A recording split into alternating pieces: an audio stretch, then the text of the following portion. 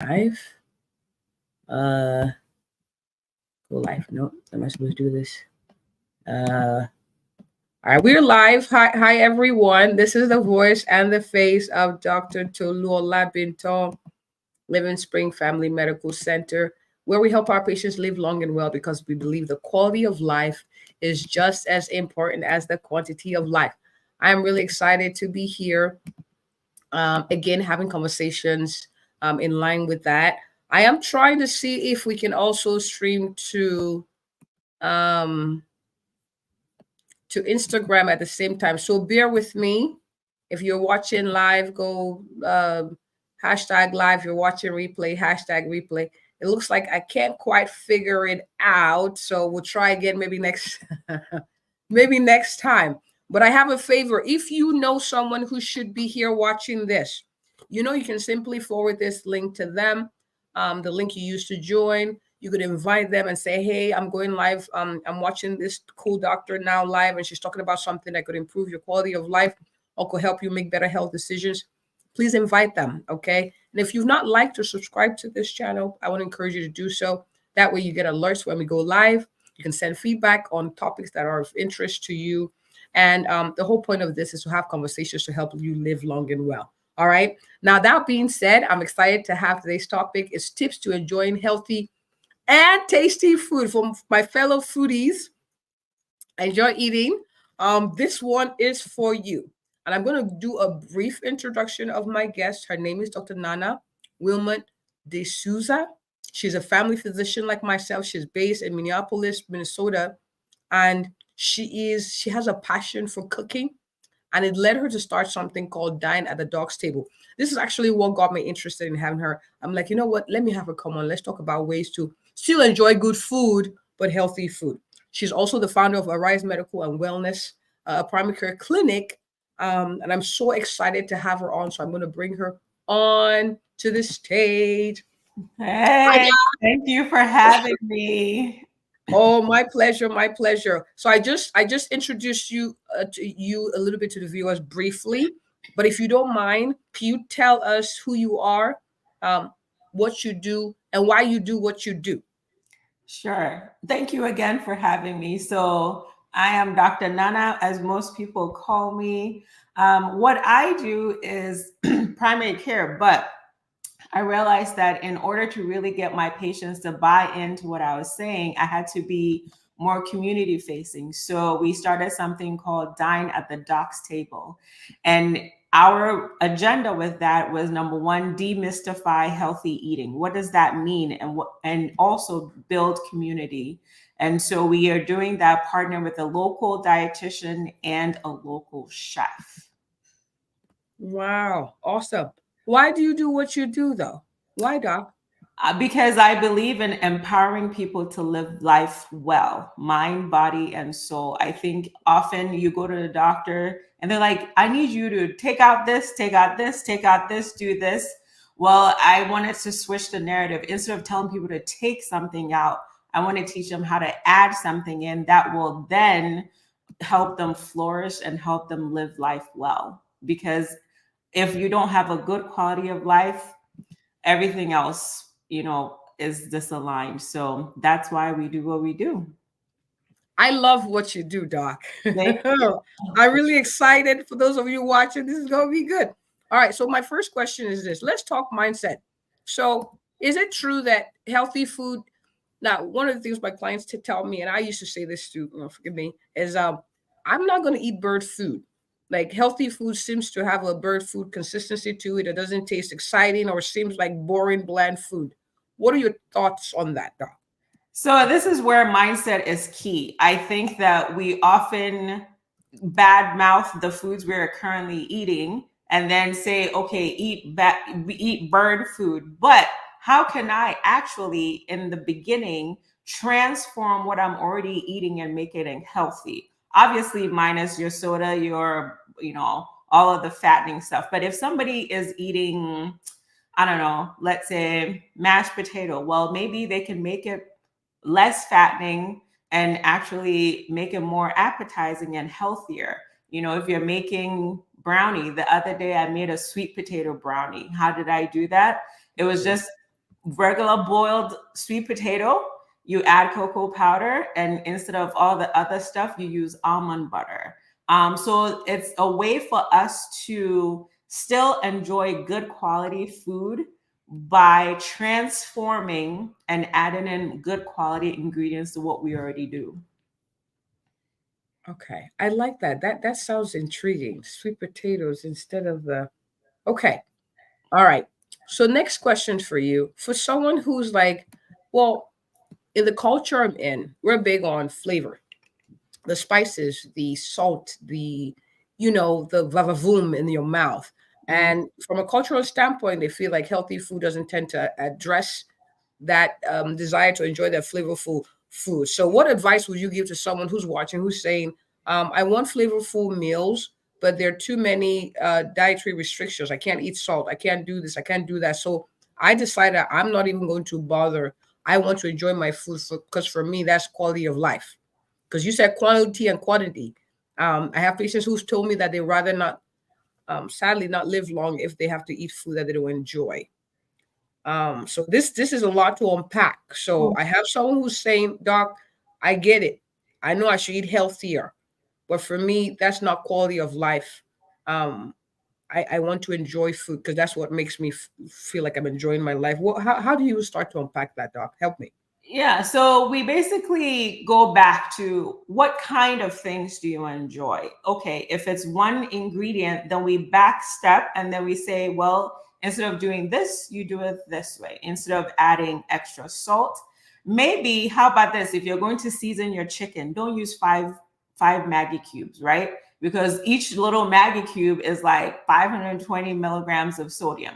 So how about you just use Mrs. Dash or Tabitha Brown has a really good Oh, seasoning that you could use. One of my favorite seasonings is called Spike. So Spike has a lower sodium to it and they have a no sodium. You can just really mix and match and develop your own flavor profiles. Ginger, garlic, all of those things that most of us Africans or people of the Caribbean and the diaspora use, you can still use them. You just have to balance out the ratios and be able to say, I am eating actually for my health. And these things taste good as long as you're able to know how to balance it. So, of course, it takes work. It's not going to be an overnight thing. And I think that's the biggest thing that we struggle with is when I tell somebody to eat healthy, they're like, okay, I'm going to go to my pantry, throw everything away, and then what? No, that's not how we do it. We have to baby steps build you up so that if I can say, hey, eat jollof. But when you eat jollof, let's manage your portion and let's add a whole side of veggies to it. So you can have some cabbage, you can make your own coleslaw, you can make your own, if it's eforiro or spinach, whatever it is, you can do these things just instead of eating like a whole section of pounded yam or rice or fufu or whatever. Let's manage it, right? Let's half it in the beginning and balance whatever you added or you took out, add veggies as a supplement. Fiber, fiber, fiber. That's what we always stress. And so if I'm taking something out, what am I adding in? I'm going to add fiber because I want you fuller so you're not hungry, going to chase after something sugary later on. I love it. You are what I'm hearing because you mentioned some of my favorite foods. For those of you who wonder what's a roll, that's one of my favorite meals to prepare and to enjoy too. So you're saying don't get overwhelmed with the change. You could start little by little. So what do you enjoy eating? How can we modify it? How can we reduce it? So you still enjoy essentially the same food, but we're adding things to it. You talked rice. Now I 100. think across the board, even if it's for Nigerians or Ghanaians or Africans with the jollof rice or the fried rice, we have the Asian rice too, and Spanish rice. So there's a big love for rice. So everyone can have this applied to them. You talked about the veggies. Now I have someone before we go ahead. I have someone asking a very good question. It says, "What kind of fruits and veggies would you recommend we eat on a daily basis?" Since you mentioned adding those things to fiber, do you have any recommendations? Great question. So across the board, Fruits with the lowest glycemic index that's not going to shoot up your blood sugar are berries, strawberry, blueberry, raspberry, all the berries, you name it, you can have them, right? So that's always a great thing to add. In terms of veggies, I had to start experimenting. I decided once a week I would try a new veggie. And so if I didn't really like it, I might go back, or I would just look up recipes on how to really make it well. And so then by the time you look up a month later, how many more veggies have you added? You've added like 4 more from what you already had, right? And so it's just really playing with, take food as a blank canvas. You are the creator. You get to work and you develop something that is going to be healthy, nutritious, appetizing, filling, and wholesome for you. That is the whole goal, because for us food is also medicine. That is key. And you mentioned here wholeness. It's not just we get to give you a thumbs up. You actually feel better. Yeah. That's the truth, because we're talking about what's in it for the person who's watching, what's in it for our viewers. Like, what do they get from all this work? So that leads me to my next question, Doc. Are there creative ways to add more fruits and vegetables? So we're talking about that, but for someone who's like, I had a client actually tell me that he's a dude, he doesn't do fruits. That's fruit that he don't, yeah. It doesn't do fruits as in he doesn't cut them, or he doesn't. No, you don't eat them. Like, that's not a man thing to do. So I've had that, and I've had people say that's not something they grew up and the textures and things. So I want us to talk practical, because now you said we just cut down on the foods that we know are not super healthy. We add more veggies. Can you give us quick tips, creative ideas to add more fruits and veggies to our diet? Oh, I mean, there are plenty. You can get cabbage. Cabbage is always an easy thing to start with, because most diets have cabbage of some sort. So you can saute it, you can grill it, you can you name it, you can do something with it. You just have to choose which way you want to eat it, right? So that it is raw, boiled, cooked, whichever way. In terms of fruit, I mean, like I mentioned, pick something and just try it. You can always go to these little farmers markets.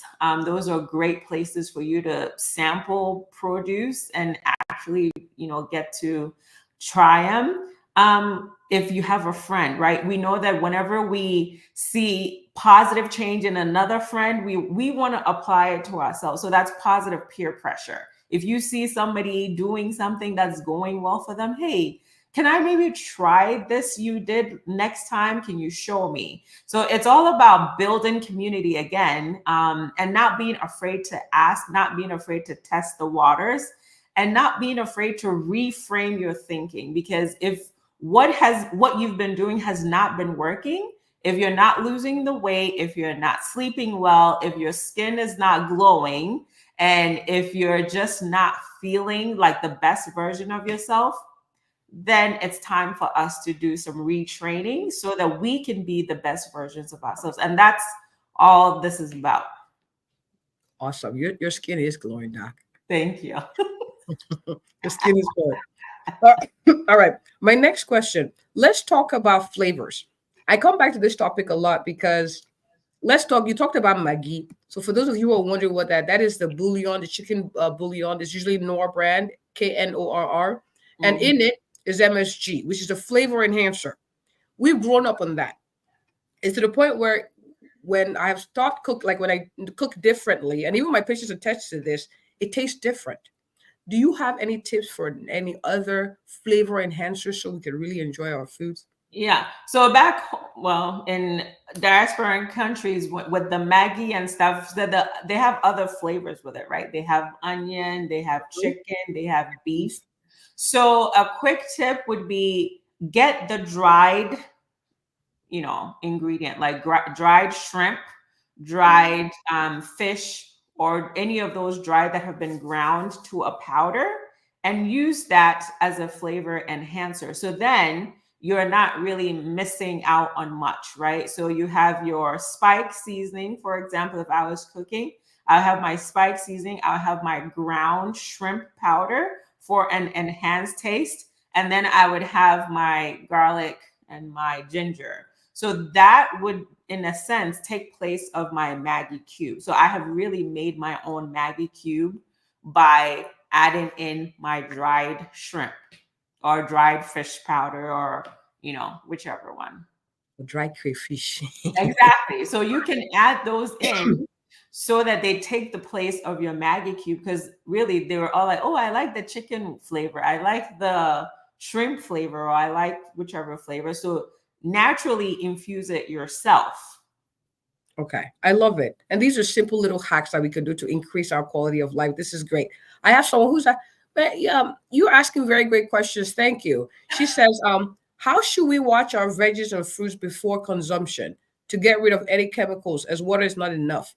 Someone I know soaks in vinegar and water. Do you agree?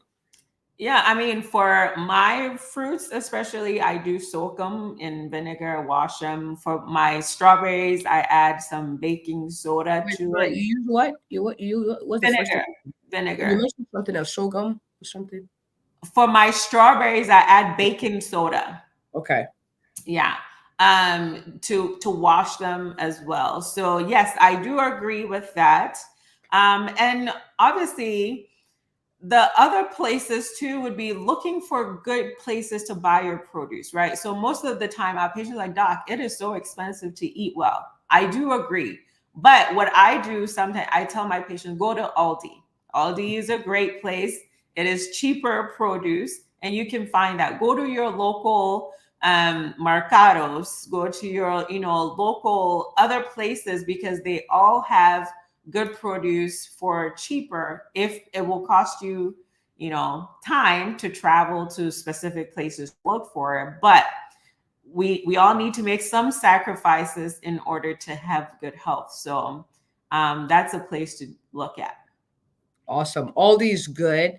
Around here, there's a store called Town Talk Foods. I've shared this with some of my clients before. TOWNTALK. They sell in bulk sometimes. And I also recommend whatever is on sale. That could be your fruit of the That's week. it. Yep. You In know? my local grocery store, I know that Wednesdays are a sale day. So Wednesday, the stuff goes on sale and it's outgoing. So on Wednesday, when you show up, so find all these things out at your local grocery store. Whatever day they have sale day, so you can get new produce and the ones going out too, so you can have that. Or you can also always go to your local farmers market. Awesome. Awesome. Thank you so much. Now, my next question. I still have someone who's watching who's like, yeah, yeah, yeah. You know, when is their time? They just want to go. They don't want to do all this work. Um, is there any word of encouragement to them to still try to make an effort where this is concerned, even if I don't know how I don't know if you get the question I'm asking. I see how people who I sense have a hiccup, like this sounds like too much work. I want to leave till they want to live till they drop. All right. Is there any way we can pull those viewers in and say, hey, you know, there is a way to die? You know, it doesn't. Yeah. Yeah. So I would say, what is your why? What is your why of living? Who are the people who are depending on you? Who are the people who are going to miss you the most? Who are the people that you make their hearts smile, right? Those people are worth you living life well. They're worth you doing the best you can on your own terms to prolong your life, right? Yes, tomorrow's not promised for any of us, but it does not stop us from setting building blocks that will impact not just our lives, but our children, our children's children. So I think that whenever you live life with a generation in mind, it gives you that boost to keep going. Because yes, you want to drop dead, but is that the legacy you want to live for your family? I remember, so where I live, there's a lot of Native Americans. And one time I had a diabetic patient and she was like, doc, you know, for Thanksgiving is coming up and I want to change something for my grandchildren, because normally on Thanksgiving, everybody sits at the table and we all take out our insulin pens and we all dose ourselves Oh my gosh. before we eat. And my grandson said, Grandma, I can't wait to live to be an older kid so I can also take out my pen and, you know, dose myself with my insulin. And I thought, Wow. oh, yes, we need to change that narrative, because in this little boy's mind, he thought the insulin pen was actually a status thing, right? And that it was cool for everybody to dose themselves with insulin, because he obviously doesn't know what that is. And so that's what keeps me going, to be able to change one person's life, because her changing her life means her grandson's life is changed, his friends' lives are changed, and on and on and on, right? Because what you do for one flows into many people's lives. So if you don't want to do it for yourself, think about the people who are looking up to you, and that is how you live. You live generationally and with legacy in mind. Wow. That was powerful. That was a powerful share. Um, that's a powerful share. I'm still like, wow, that's whew, that's big. That's big. Mhm. So when we think generations in mind, we'll make different choices. That's a powerful story and illustration of that. And I think that hits home. Sometimes I've had clients ask me, how do you how do you stay so motivated to eat healthy? And because my mom normalized it, we were rewarded with fruits and vegetables for doing well. It was not cookies or cake. It was good job. Here's a banana. Mhm. So that was normal. So we could do this for the next set of people coming after us. So this was good. Thank you so much, Doc. I appreciate that. Yeah. So as a wrap up, any last words of advice for someone who's watching, who's saying, all right, this is oh no, before we do that, actually, Doc, I have one more question. Is there any tips on how one can enjoy the sensory experience of eating? I want us to talk about this. Like, are there ways we can really enjoy our foods a little bit better so that the lasting flavors we so desire when we eat can last a long time? Do you have any tips for that, Doc? I think again, it goes back to picking the things that you enjoy and kind of beginning to really think about it and say, oh, when I eat this, this makes me really feel good. When I eat strawberries instead of this cake, I'm not going to feel bloated. I'm not going to feel sick to my stomach. Or I take a personal example. This morning, I was really frustrated, and I was those days. Hmm. And I wanted to go out and buy a taco and do all kinds of stuff. And then I was like, no, you know what? I'm gonna go outside, get some fresh air, and go for a walk.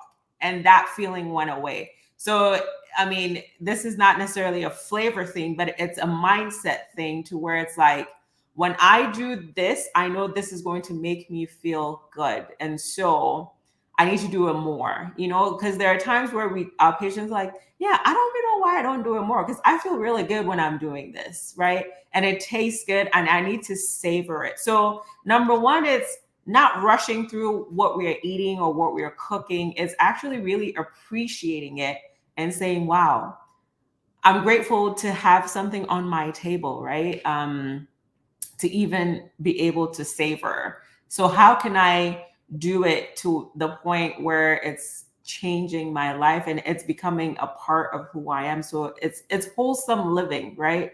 I think that you see farmers go outside and they smell their carrots, and they break off a beet and they chew it, and because they're like one with they're just trying to savor every moment, because they know exactly what went into the whole process to get to the place where they could actually see it.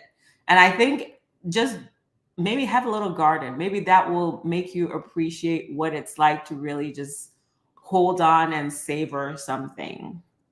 Doc, I love that you say that.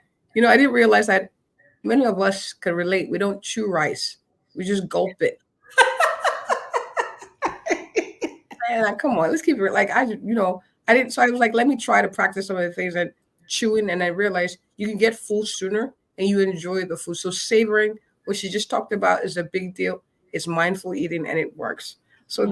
this has been so much fun, Doc. I really enjoyed this. I really enjoyed this. So before we wrap up, though, a last like a one liner for someone who's watching this, who's like, I don't know, I kind of am comfortable with just being where I am. I don't want to go outside my comfort zone when it comes to this.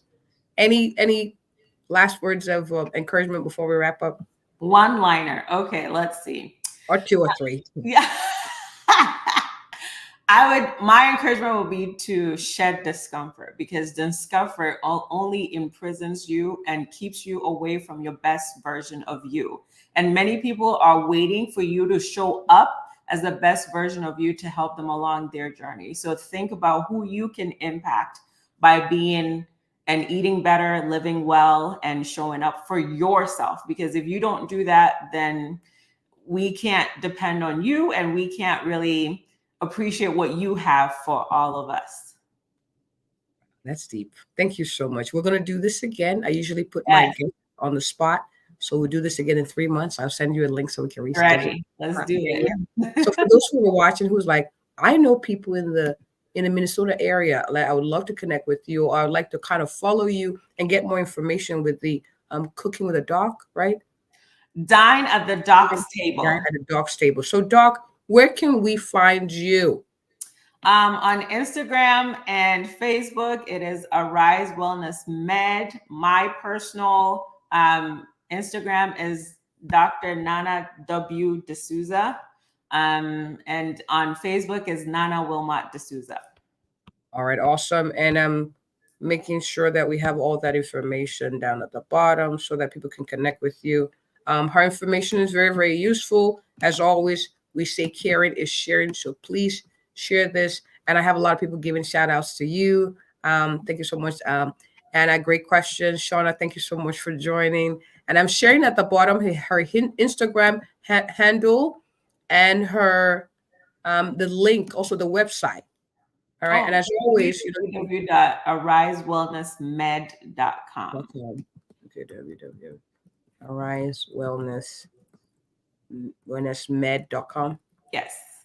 All right. So a lot of useful information. Remember, this can be shared on replay. Let's improve the quality of life of those around us. Let's live our best life for the future generation ahead. That's also wealth. Okay. Health is wealth. Thank you all for watching. The likes, the loves. I appreciate it. A lot of good turnout tonight. So this is great. And as always, this is Dr. Ola Benton. If you or anyone you know is looking for an awesome doctor in the Mansfield, Texas area, even if you don't need one, send me their way. Have a good one, everyone. Bye. Thank you so much, Doc. I appreciate you. Thank you.